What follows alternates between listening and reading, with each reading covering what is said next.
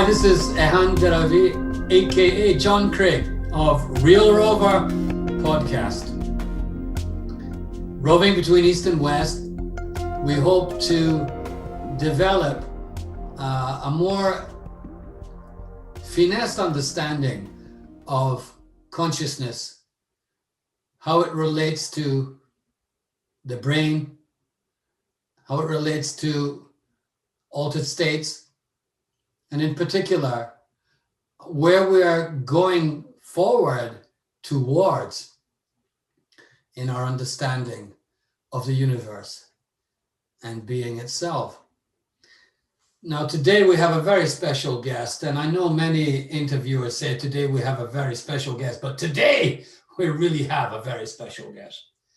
And it came to my attention last year through one of my associates, Ms. Jun Mayamura, who has done so much exemplary work subtitling some of our interviews into Japanese, because I want these interviews to be available broadly to the Japanese public who otherwise would not be able to access the content because of linguistic challenges.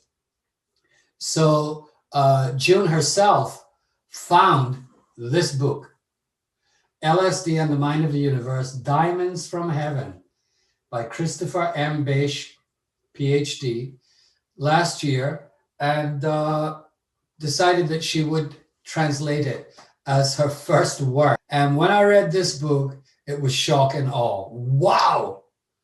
Here is an academic who has gone on a journey, literally, where no man has gone before and come back and recorded so clearly. That's the point. Because as you will find out during this interview, Christopher Beisch undertook a series of 73 journeys in an altered state of consciousness initiated by a high dosage of LSD. And for those of you who may have no understanding of LSD, here's a short introduction.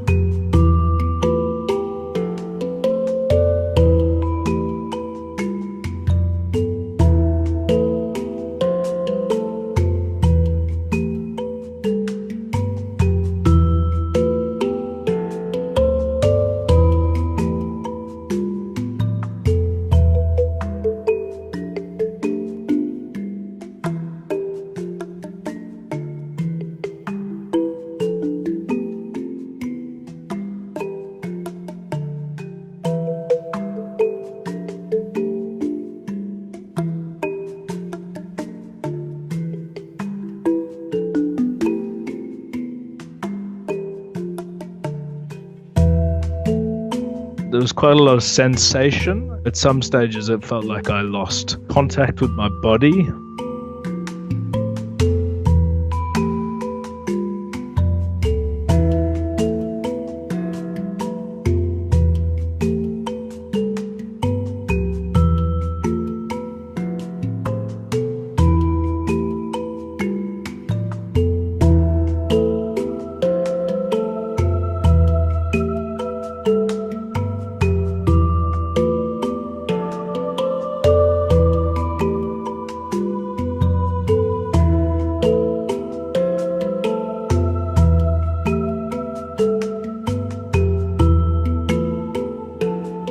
if you're relaxing on a beach, beautiful bit of nature, totally relaxed, I think that it's easier to access that part of your psyche, of your brain.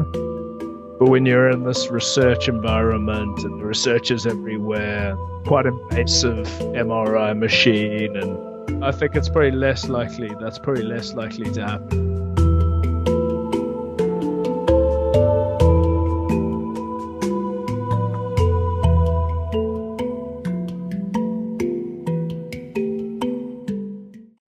We began our discussion, which honestly I thought was all being recorded.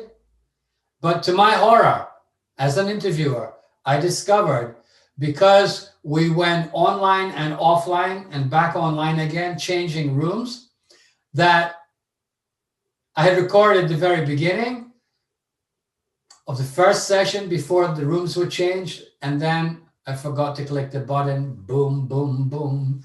So it struck me as interesting that our session was kind of divided into two. The first half, I was convinced being recorded, but it wasn't. And when I overcame the shock of understanding that, because you never get another shot at an interview like this, it's never the same. And I consider the discourse today that he provided for us to be extremely forthright, easy, and brilliant in every way. But it was during the second half that he really brought us closer to understanding the importance, the significance, the depth of what he had experienced and why perhaps we need to know that now. So in the first half, I actually began by quoting the foreword to the book. And the introduction. The foreword was written by none other than Ervin Laszlo, creator of the Budapest Club, a brilliant thinker and philosopher himself. And he writes in his foreword the following: "This is one of the most insightful and significant books I have ever read." Just stop there.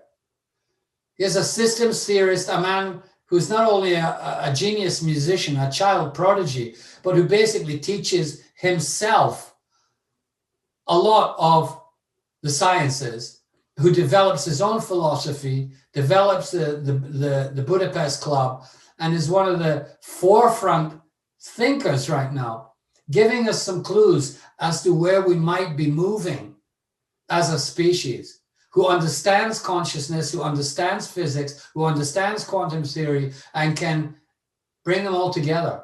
But to understand its significance and to endorse its message, one must be willing to entertain three premises: that there is an intelligence behind the things that exist in the universe. 2, that there is purpose exhibited by this intelligence. And, very important for this discussion, that it is humanly possible to access some elements of this intelligence and learn some aspects of its purpose. Well, that's exactly what Dr. Christopher Beisch did. He accessed some elements of this intelligence, and he certainly learned some aspects of its purpose, as you will hear during this truly amazing interview. So now, for the first part of the discussion with Dr. Beisch, who I met for the first time today, we started off by reading the introduction of his book itself. So for those who have absolutely no idea what this subject is about, in his own words, this is how we began. 73 days. Shortly after beginning my career as a university professor in northeastern Ohio, I made a decision that changed the course of my life. Between 1979 and 1999, I chose to take LSD 73 times in carefully planned, therapeutically structured sessions. I did this to explore my mind and the mind of the universe as deeply and systematically as I could. This book is about what happened on those 73 days and why it matters. That's exactly what this book is about. And he did mention that he had even taught courses in mysticism and an outline of psychedelic work without mentioning that he was part of it at all. So it's important to understand that here we have a fully trained academic who comes out of the system, agnostic, verging on atheistic, but with a truly strong desire to go deeper, to understand reality at a deeper level. And it was at that point that he came across the work of this gentleman, Dr. Stanislav Grof. Now, Stanislav Grof, I'll give you a short introduction to here because it's important. I have been interested in these non-ordinary experiences for which current psychiatry and psychology has no special name. They're all put in the category of altered states of consciousness. What it suggests somehow is that there's a correct way of experiencing ourselves and the world, and that in these states it's distorted. It's not easy to really question some of the really fundamental assumptions. Stan Grof is known as a pioneer of psychedelic psychotherapy. And in 1954, we got a sample of LSD. When my own experience was culminating, my consciousness was catapulted out of my body. I became nothing, but I became nothing. I became everything. For most of my life, I felt like I really didn't belong here. Like I was born on the wrong planet. I had to meet Stan. I knew he held the wisdom I needed. One after another told me that they believe that what they are experiencing must be a reliving of birth. Equipped with current psychiatry, I just had no clue. You cannot learn that from books what these patients are going through. Holotropic breathwork is an experiential approach to self-exploration, to therapy, which uses faster breathing, powerful evocative music, and also a certain kind of body work. After the session, they try to communicate what happened to them in a graphic way. It was time for me to find out what shadows were lurking in my unconscious. Would I have the courage to confront them? If anybody's paying attention, they're traumatized in some way. We're basically all skating on thin ice. There is a profound sense of uncertainty. The pain was so intense. I was also tapping into the collective sadness, and what a depth of it there was. Changing the situation is not simple. We cannot just do transpersonal spiritual sanitization.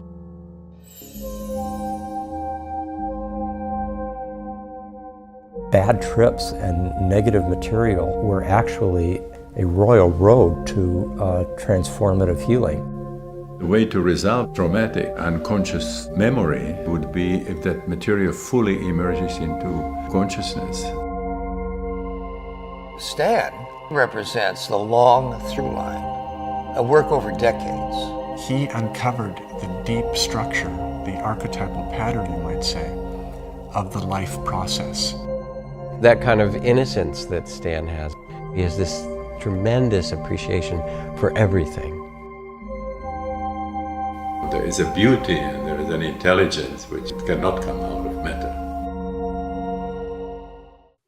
So Stanislav Grof's book, this book, influenced him so profoundly that he immediately decided that it was behooving of him to undertake a series of psychedelic journeys to understand his own mind and the mind of the universe even more deeply.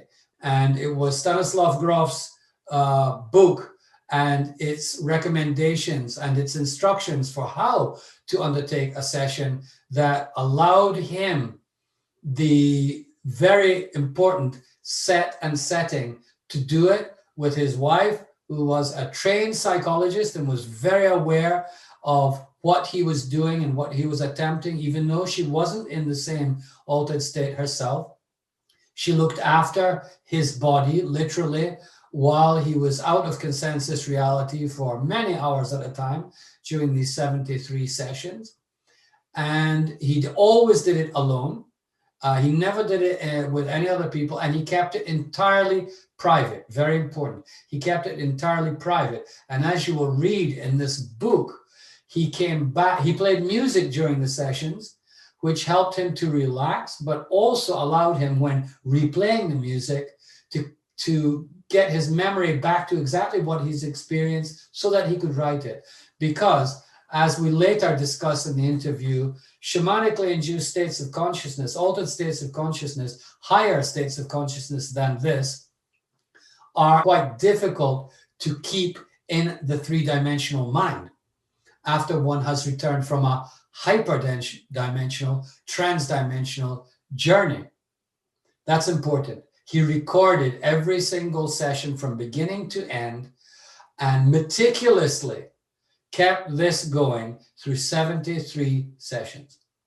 That alone makes the book worthy of profound consideration. Nobody else that I know of has gone to such extreme lengths to explore this territory, the mind of the universe. But then to record it so well makes it totally unique. We continued our discussion, and I'll just mention some of the highlights of it before we get into the main second half here. During our discussion, he told me how the sessions had been accompanied by extreme purification. And so he mentioned that not only in the psychedelic experience, but also in the annals of great mystics throughout history, suffering, pain, purification always seems to be part of the process. And in his case, every single session, the first half of it approximately, he had to endure purification. Now, what is this purification? We had earlier talked about blocks that one gets during meditation, because when your body sits still, as in Zazen, then all that there is to experience, since the body's not moving and sensory input is at a minimum, all there is to experience is what is sitting here. What is sitting? Who is sitting? And so one tends to become aware of aspects of oneself that normally get hidden or covered or suppressed by physical five-sense-based experience. In other words, we start to feel and come face to face with who we really are. And these are the blocks that require purification, and that all mystics and meditators the worldwide have told us these stories from time immemorial. So he had already experienced those blocks. So when you're talking about the purification that occurs during these amazing psychedelic voyages into uncharted territory, it's simply that our present little cup of consciousness needs to be broken to open up to this amazing wider field of universal consciousness. And that's my own words, not his. But that's what we were talking about. And I mentioned that some people would assume that after you've done a certain amount of trips, then you can get rid of the purification and get to the juicy second half, which is the ecstatic, joyful, encouraging, loving, hopeful, light and blasted part of the session. That's an enormous grace, a gift, but it seems to be dependent on the purification. So I had asked him, do you really have to go through that every time? And he said, yes, actually you do. Because the more you experience, there are levels and levels and levels and levels and more levels to the universe, even levels of light itself. And even when you think you've arrived somewhere, it's just the doorway to another departure for which you need yet another purification. It goes on and on and on. All of this is written about in detail in his book. So I encourage all of you watching this, read what he's talking about. But we had a very natural and easy communication for the first half of this interview. And we covered we didn't go into detail about each of these individual journeys because that's why there's a book. We don't need to discuss that. What we were rather more interested in was the position that psychedelic renaissance has in our world today. We discussed that and how now we're definitely at a turning point in history where psychedelic research is really coming to the forefront. And perhaps there'll be more of that as you listen to the interview that's about to unfold. So in summary, we're about to hear from a man who, in a sense, if we were to interview an astronaut who'd just come back from Alpha Centauri after a 20-year space journey, and he'd done it alone, and he had been where literally no man had ever been before. He was an astronaut. What would we ask him? And how would he be able to communicate what he had experienced on Alpha Centauri? Well, again, it's a poor analogy, I understand. But that's kind of what it's like to interview somebody of the stature of Dr. Christopher Bish. And so without further ado, let's go straight into the part of the interview that I remembered to press the recording button for. Please enjoy. And please read this book. And if you're like me, you'll get undying treasures from it. Those are the diamonds from heaven that are referred to in the subtitle. Here we go. And therefore, our brain creates our consciousness. And so if matter is the only thing that's real, then as soon as our brain dies, our consciousness disappears, we disappear, we wink out of existence. And correlated with this is the idea that the physical universe is evolving by chance, random necessity, and the brutal, survival of the fittest. When one enters into deep states of consciousness that become available either through meditation or through psychedelics, one discovers a very, very different reality. One discovers that consciousness is not dependent completely on the structures of biology, that there are dimensions of consciousness which are beyond time-space physical reality, and that there is an intelligence that saturates the universe, which one can tap into, and so that my intelligence is part of the intelligence of the universe. The intelligence that we see expressing itself in evolution, in the formation of stars and galaxies and solar systems, is an intelligence that we can tap into. We can have communion with this intelligence. And most importantly, I think, in that process, we completely lose our fear of dying. There is absolutely nothing to fear in the death of this physical body. I deeply appreciate those words. I can envisage such a future where professionally trained people, scientists, artists included, people who have a grounded base to start with, work together using this amazing tool. You talked a little bit about the neurochemistry, which is being substantially researched right now. For example, how DMT seems to be present in the human brain. How is it that we seem to be built this way from the very beginning? Our neurological setup is able to have these receptors for things that we will never find out about unless we really search for them. What are your feelings on that, Chris? Are we designed to be at a certain stage in our evolution psychonauts? Yeah. I try to be very careful to stay within my areas of expertise. And this is a question which goes beyond my areas of expertise. It's a question that we need to be speaking to anthropologists about and biologists about.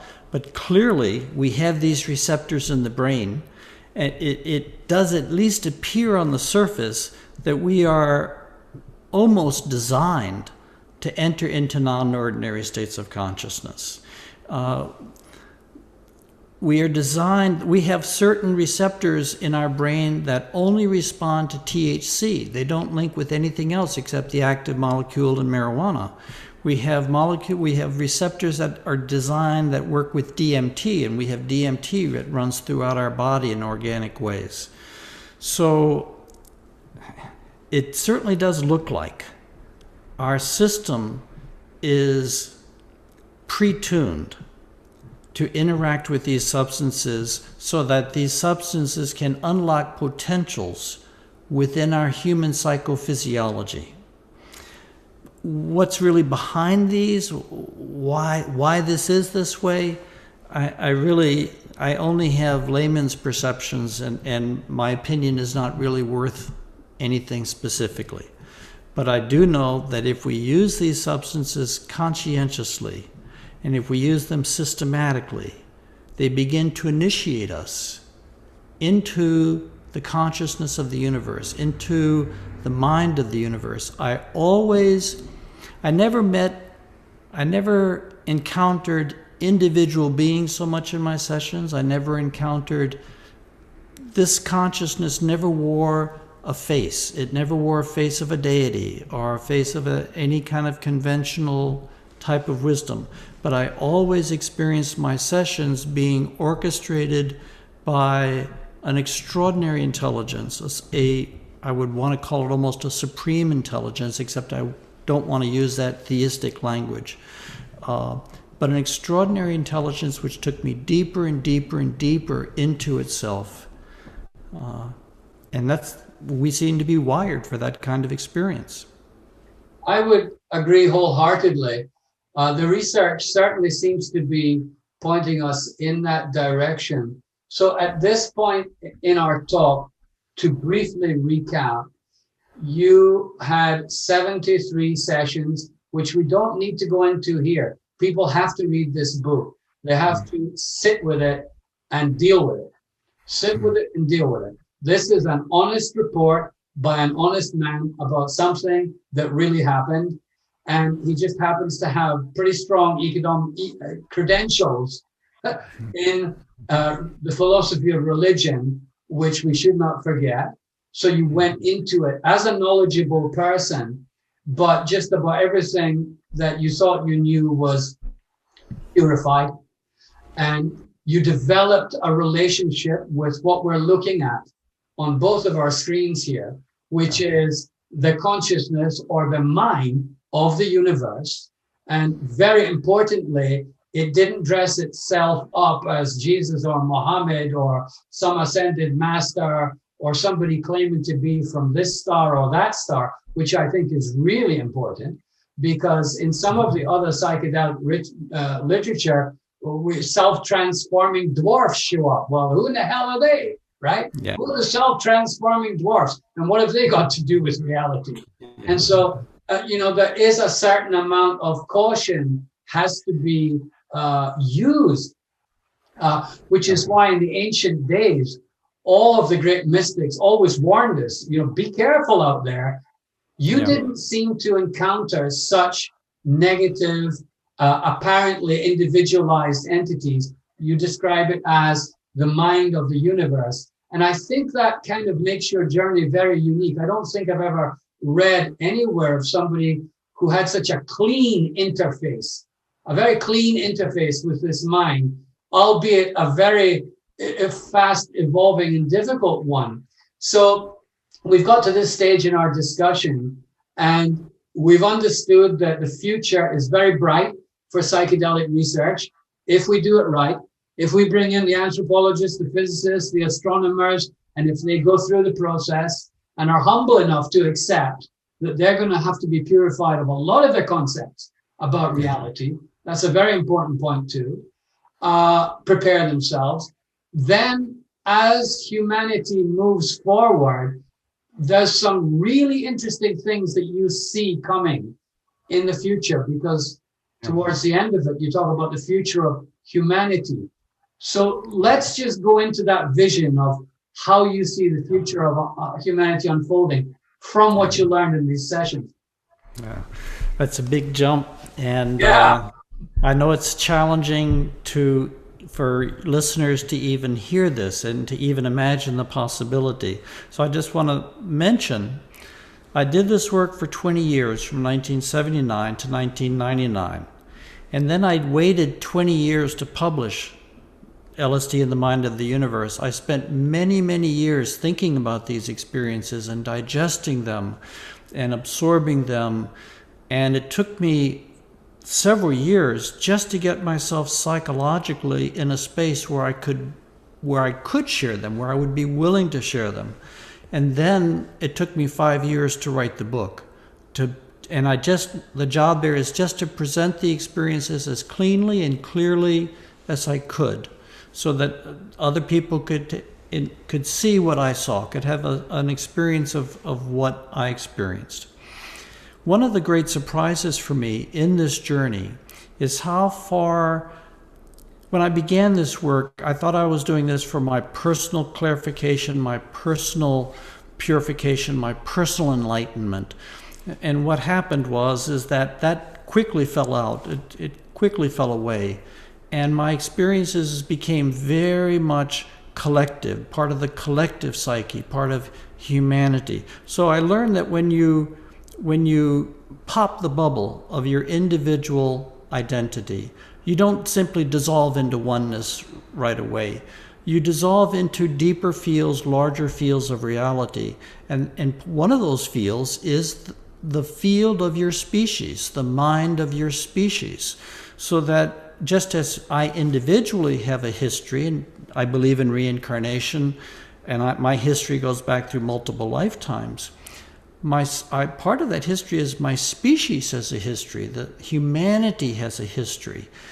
And I began to be dropped into the mind of humanity at large, and then I began to have experiences about where humanity has been going and where humanity is going. I began to have experiences that humanity is coming to a crescendo in its spiritual history, that humanity is coming into a bifurcation point, Irvin Laszlo calls it, coming into a time of explosive, exponential spiritual development, a true before and after point in human history, a time of profound spiritual awakening.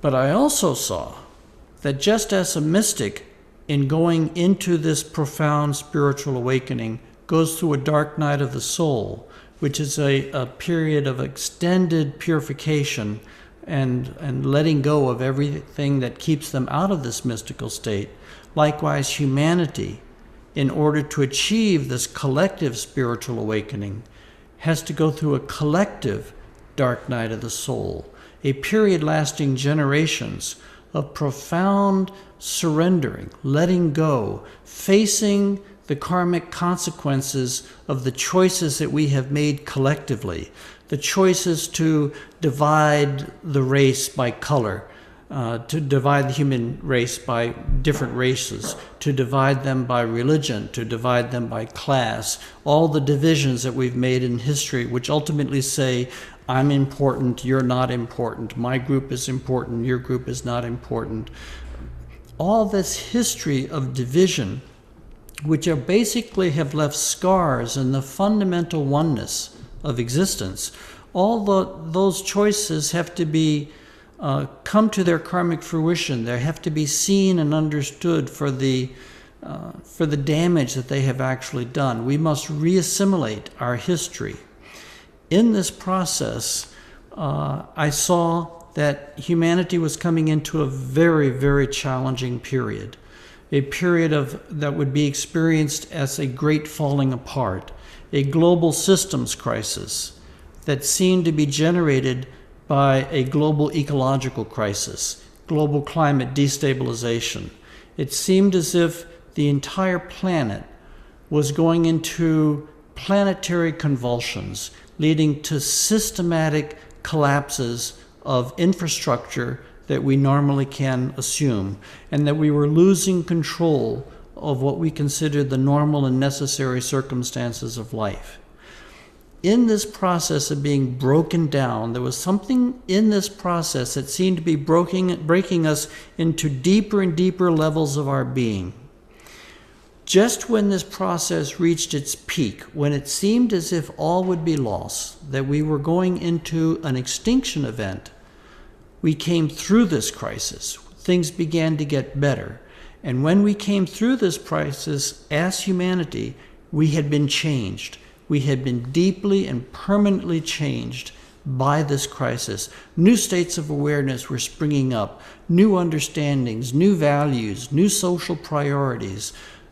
A deeper, and fundamentally what was happening is that oneness, which has been a universal spiritual teaching, had become a collective experience, that people had touched deeply into the oneness that we all share. And we began to rebuild our civilization based on the experience of the oneness of all life. And not just within human beings, but a oneness that we share with other life forms, with other species. This represented a fundamental turning point, a new platform. As I've come to understand it, I understand this as a shift which is taking place in the collective psyche. It is a shift in the fundamental architecture, the archetypal architecture of the collective psyche, so that any human being born after this shift takes place will basically be operating out of a different collective psyche. I don't know, I wasn't given any timetable, I wasn't given the specifics other than these broad categories. I don't know how long this period of the dark night of the soul will last. It seemed that it would be generations. It's not an easy or simple thing. It's not like flipping a switch. It's an evolutionary pivot. I was taken towards the end of my journey into the far future and given multiple experiences of what I call the future human, and what I, in a different context, call the birth of the diamond soul. I have a certain understanding of what the structure of the future human is from having experienced it, and I see this as the culmination of reincarnation. It is the culmination of a reincarnational process that we've been building toward this for generation after generation after generation, and there is a sense in which all of our former lives, I think, are coming together into one, and when they fuse into one, they actually, it leads to the birth of a new consciousness, the birth of a consciousness which is not individual egoic consciousness. It's not just physical consciousness. It is the birth of soul embodied in a physical body, so that we know ourselves not to be simply 100-year-old beings, but we know ourselves as 100,000-year-old beings, and we know each other as 100,000-year-old beings. And those are the beings who are building this new civilization. I think this is given, and these are visions that I was given over 20 years ago. I mean, I wrote about this in my book, Dark Night, Early Dawn, that was published in 2000. And these are visions I had back in 1995, before I wasn't paying attention to the global ecological crisis. These are all predating those things. But it is a vision which has guided my life, and it gives me the context for understanding the COVID pandemic that we are facing, for understanding our spiral into ecological crisis that we are facing. And it gives me hope, because I think what's happening, certainly not that we are being punished, and not that we are entering into a mindless, unthinking ecological collapse, which is just driven by blind chance, but that I really truly believe that humanity is in the process of giving birth to its next form. It's giving birth to a new humanity. It's giving birth to a new consciousness that will live within the human species, that will have profound ramifications for our grandchildren and our great-grandchildren.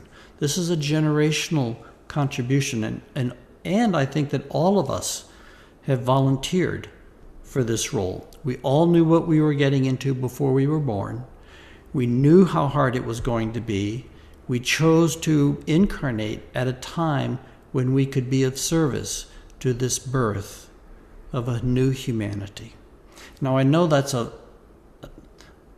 radical vision. I know it's an audacious vision. I know that it's a very challenging vision, but I don't have any choice. This is simply what was the consistent set of visions that I was given over many years. Well, thank you very much for sharing such an encouraging vision that we still need to take a deep breath before considering. It's basically obvious to many more people now this year that we're in for a rougher ride than probably any of us imagined.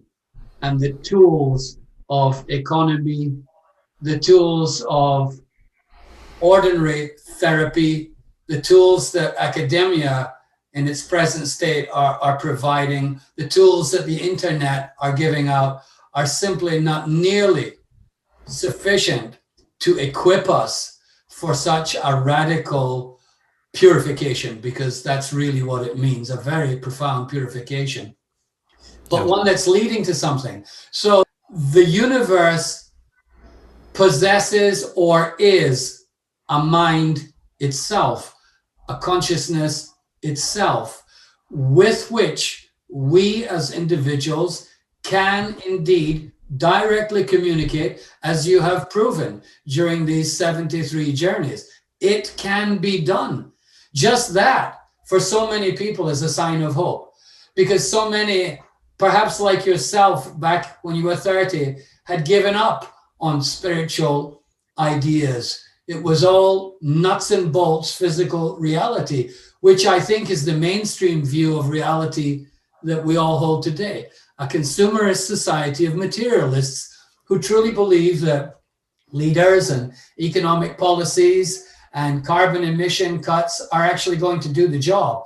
But you're referring to a shared collective mind in humanity itself, which has a purpose, has a direction, knows where it's going, and that this collective mind of humanity is inextricably linked with the mind of the universe as one whole sentient being. Just that, knowing that, is a massive contribution to human culture. And right now I'm saying, thank you, thank you, thank you. This needs to be disseminated all over the world in as many languages as possible, as far as I'm concerned, Chris. And I say that as an avid reader of metaphysics, philosophy, religion, and as a practitioner of meditation, that this has come along at an incredibly important time. So whether you're a hardwired materialist or not, you owe it to yourself to at least consider the integrity of these reports, meticulously written down after each session, and how you used music during your session to make sure that you could reconnect with where you had been. Because as you mentioned, the shamanic self cannot often remember, when it comes back to this self, what happened. It's a classic double blind of metaphysical higher states. A lower state can't remember the higher state.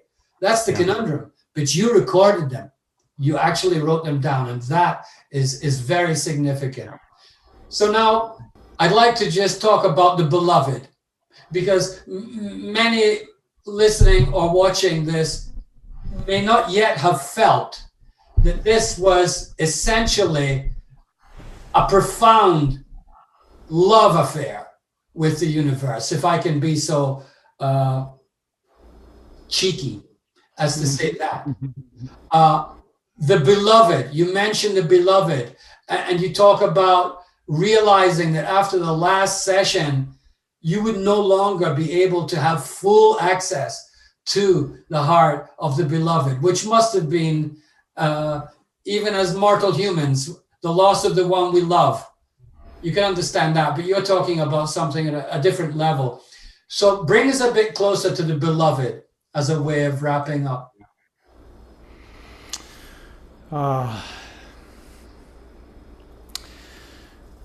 When one enters into deep, non-ordinary states of consciousness, whether through meditation or through psychedelics, and the worldview that emerges overlaps. I mean, there's nothing unique in the psychedelic worldview. It is the same deep spiritual worldview that emerges in our very, very best, highest spiritual traditions.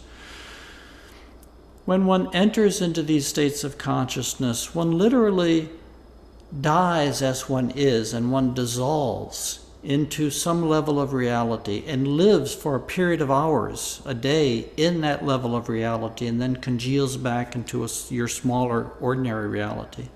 And then dissolves a month later, 2 months later, dissolves again. And so it's literally these substances allow us to explode and to dissolve and to live and breathe as a different kind of being, with a different kind of intimacy with being itself.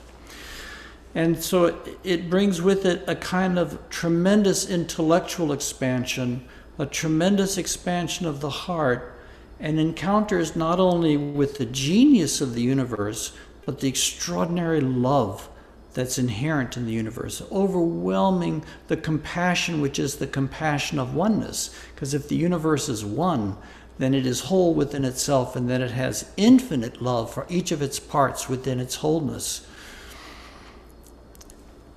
Eventually this led me, after 15 years, I began to enter into states of extremely lucid states of consciousness that I came to call the diamond luminosity. Very, very, very hyper clear.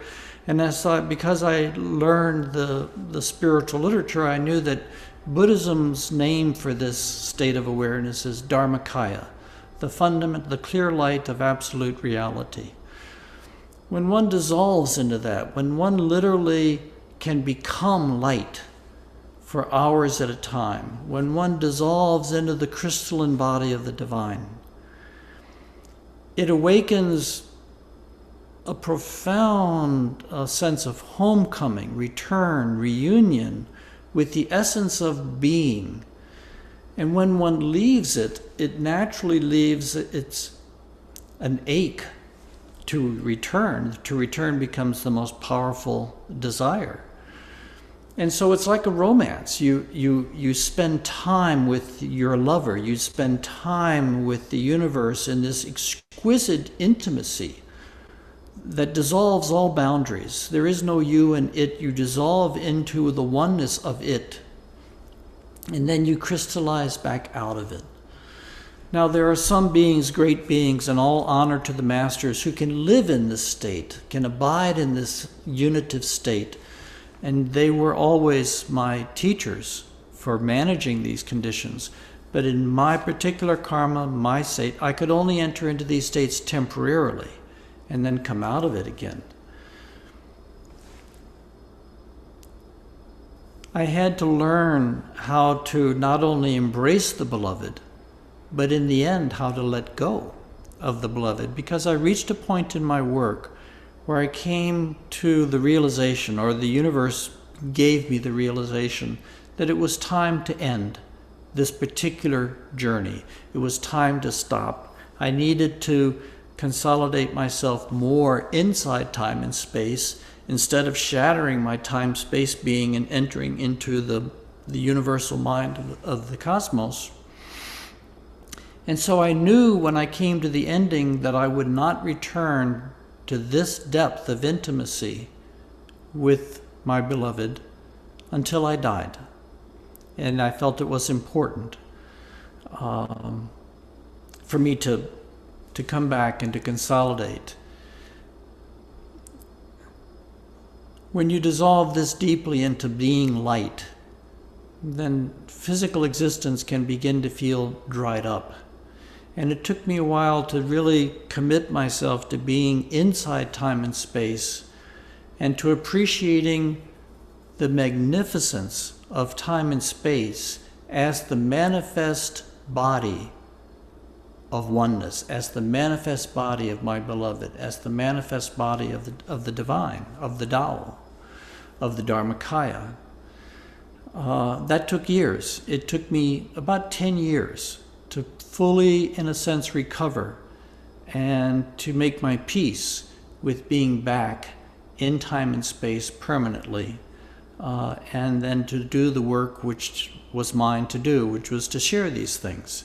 I don't recommend that people go as deep as I went, the way that I went. I think I probably went deeper than was wise, precisely because it was so hard for me to come back.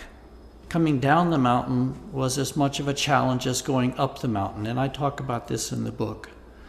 I think it's wiser to open up more gently, to open up to gentler states of consciousness, to let the universe in smaller increments.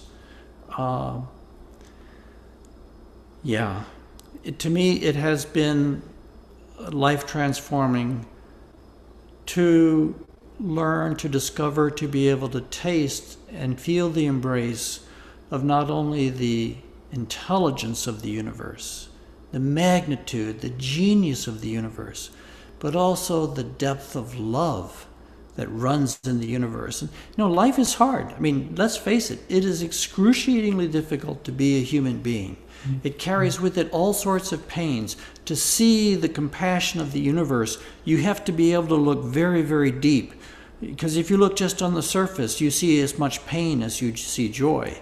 You have to look deep into what the processes of creation are, what the processes of evolution are, what the processes of evolving humanity is about, where we are going, where we've come from, where we're going, in order to recognize that the universe loves us profoundly. It loves us so deeply and so profoundly that it's investing billions of years in evolving us and changing us and growing us, and we are not nearly at the end of our evolutionary story. We're just getting started. We just became conscious enough to begin to experience the consciousness that underlies all physical existence about 4,000 or 5,000 years ago, which is a blink in the eye in evolutionary terms. And we're going to be going forward for millions and billions of years forward. We're just beginning to wake up to who we are. We're just beginning to wake up to the true being that a human being is. When one experiences the depth of our evolutionary story, and one experiences the genius that goes into creating the conditions that are evolving humanity, and the compassion that lies behind the gift of life, the gift of this evolving self that we are, this evolving capacity, then life has been disassembled and is being reassembled in a new way. Like these pictures, these beautiful pictures that are behind us. We are the first generation to see this deeply into the universe. We are the first generation to really look and see the scale and scope and beauty of these images that we are seeing. And likewise, we are penetrating deeply into the consciousness that manifested these magnificent galaxies and star clusters and nebulas that we are looking at. This is a whole new order. And it is a change, it's a change in our profound relationship with this universe, with the universe itself. It's not a cold, calculating, blind, indeterminate universe. It's a massively intelligent, alive, superconscious universe, which as we become more conscious of and enter into deeper communion with, it gives more and more of its gifts into our being, and our human condition is increasingly transformed. The future human is not just a human with an opened mind and an opened heart. It literally changes even our senses. We see differently, we hear differently, hyper open, higher, deeper and deeper states of awareness that emerge within our own body, within our consciousness. So for me, the psychedelic work is a story of a love affair. It's a love affair with the universe. And my beloved is my deepest lover in life. And that's why it took me so long to be able to share these experiences, because I'm sharing the deepest experiences of my life, my deepest experiences of the universe, of the divine. Now, if it were just me having the experiences, then they would be not important. It would be insignificant. But it's not just me. There are many, many people having these kinds of experiences. So we take strength, epistemological certainty in the legitimacy of these experiences from the number of people who are having these kind of experiences. So it's in the context of this revolution that I offer my experiences to others, not because I think they're unique, not because I think that they are, not because I think they're unique, but they are simply the most valuable thing I have to offer others at this particular time. Because where one of us can go, all of us can go. It's the potential that's important. Again, thank you for such a brilliant synthesis of what you really are about, full of hope and love. And let us know then now, Chris, how you are communicating this extraordinary message to people with what you are associated, what institutes, what are you doing right now to keep this message alive and moving? Well, you know, writing the book brought a tremendous sense of closure to me. It really felt like this was what I was supposed to do, to share these things. I don't have an agenda. I don't have a need, to convince or a need to persuade. The book is rolling out into the world. It's generating opportunities to have conversations like this conversation. Of course, with the pandemic, everything has shifted to online, which has had an expanding zone of contact. It's a tremendous honor for the book to be coming out in Japanese, because Japan, particularly Japanese Buddhism, has had such a deep impact on my life. It's just a tremendous honor for this work to be coming to the Japanese people. I just follow the opportunities as they present themselves. I'll be doing some online teaching, people who have read the book and want to have conversations around the book, psychedelic circles where they can share their own experiences and we can talk together about our mutual experiences.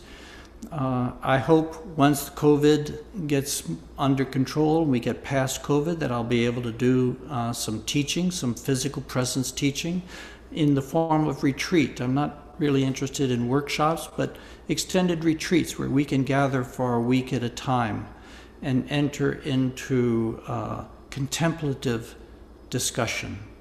Because when I talk about these things, naturally, when I remember these experiences, I enter into the edges of these experiences, and there is a transmission that takes place, and that's best done in person. And I look forward to more of that. But I'm content just to let opportunities unfold of their own accord. I'm finally, after all these years, a website will finally be up in a month or so, and that will increase access. So my job is simply just to be available for these kind of conversations. My job is to assist in the promulgation of such ideas into Japanese society using the written word, what we're doing now, the interview, but also workshops. We've done many workshops around the world with individuals who have unique skill sets. And so I'd certainly like to visualize why we are still incarnated here, getting together with a group of Japanese physically for such a retreat. Hopefully the release of the book will generate, at this point in history, much more sincere study than it may have done 5 or 10 years ago, where it was so totally out there, totally occult and drug related. I think people are awake enough now to understand that that's not what you're talking about, and that we are indeed having some kind of, not just a psychedelic revolution, but an evolution in consciousness itself, and that your voice is important. So I look forward to doing what I can to help this process unfold with the Japanese. I too believe that the Japanese Buddhist tradition is incredibly rich and precious and has taught me so much and become a cornerstone of my life, and that they would truly appreciate what you have to say, and that would bring more opportunities for unfolding. That's really the purpose. Of course, this interview is open to anybody in any language, but specifically it's to honor the publication of your book, translated by June. Her code name is June Angel. June Maimura has done a fantastic job of translating this book, and Natural Spirit, a small publisher perhaps, but this publisher has always chosen deeply meaningful works that it knows probably won't sell, millions, but will get to the right people and help that transformation. You mentioned that doing these workshops, your presence is important. And I think I have to add here that in the book, you talk about how in the classroom setting, while you were a professor, even though you never mentioned psychedelics, even though it was never directly expressed, the fact that you were going through these profound changes relating to the mind of the universe seemed to impact the students. Maybe in conclusion, you could talk about that, because that's a kind of transmission that the Buddhist tradition and the Sufi tradition, many other traditions talk about. Because consciousness is not private, our individual experience of our mind opens into an infinite field of mind, so that all of our minds are fractal, arising out of inclusive fields of consciousness. When one person goes through a deep purification processes and taps very deeply into larger patterns of mind, deeper currents of mind, it triggers effects in people around you who are sensitive. And many of my students, I began to discover over time, as I went deeper, they were being triggered. Their own purification processes were being triggered. Their own life growth processes were being triggered. That our minds were becoming transparent to each other in ways that I had not anticipated and had certainly not had intended. And I had to learn how to teach in an environment where this transparency was happening between teachers and students. And I learned that there are fields that grow up around in groups, that there are group fields, literally that there were fields growing up around the courses that I was teaching, that the longer I taught a course, the stronger the field of that course became. And it wasn't just my individual energy that was impacting my new students, but it was all the learning that previous students had gone through in this course was impacting the new students as they came in. This is a totally different way of thinking about teaching. It requires that we shift from an atomistic Newtonian pedagogy to a quantum pedagogy, to a transpersonal pedagogy. And so eventually I wrote a book called The Living Classroom, which is about these fields of consciousness and about energetic resonance that takes place in groups. And I didn't even mention psychedelics at all, because it's not about psychedelics. It's about the nature of consciousness itself. It just happens that psychedelics were my particular spiritual path. But if you were doing any spiritual practice that has the capacity to take you into these deep, deep states of consciousness, and there are many, you're going to trigger these same effects in the people around you. The mystical traditions know these things. It's just that we in the West have not really appreciated this contagious quality, that states of consciousness are contagious. The pedagogy of the East is now so entirely materialistic that, for example, Oriental philosophy is all but completely unknown. So it's a really important time for you to be bringing this information. Japanese are very susceptible to what we call gai-atsu, which means outside pressure. If a Japanese was to deliver this lecture, having had the same experience, it would probably not have too much impact. Because it's coming from a Western academic who has a respect for the East, it has that effect of outside pressure, and people will listen and they will hear. Already, many parents are deeply disturbed about the way their children are being put through a university system that is entirely based on a materialistic paradigm, which will lead to work with a company. All of this is beginning to fall apart. The interest is there. I found through my own work that people are tremendously curious about consciousness. Their whole culture is based on imagination. It's based on a Shinto panoply of gods and goddesses, which is incredibly rich mythologically. And they still have shrines. They still have temples. But what they don't still have is the living tradition of quote unquote teacher and student, which was so important in the past. Teach by example. Teach what you really know. That's missing now. So it's a very good time to talk about education for the whole East-West, both sides. But I think that your message will be well received. I will do what I can, along with the translator and the publisher and other people, to bring this message to people's attention. This interview will be subtitled. Thank you so much, Chris. Now, is there any final word you would like to communicate, especially to our Japanese audience, given that you have some strong association with that culture?